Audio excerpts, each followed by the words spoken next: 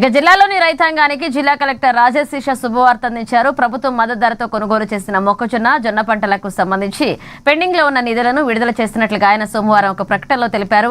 ఇక జిల్లాలో 3,819 మంది రైతుల నుంచి ప్రభుత్వం మద్దతు ధరతో 2.19 లక్షల క్వింటాళ్ల మొక్కజొన్నను కొనుగోలు చేసింది. దీని మొత్తం విలువ 52.63 కోట్లు. ఇందులో మొదటి విడతగా 31.08 కోట్లను 2,624 మంది రైతుల బ్యాంకు ఖాతాల్లో నేరుగా జమ చేసినట్లుగా కలెక్టర్ తెలిపారు.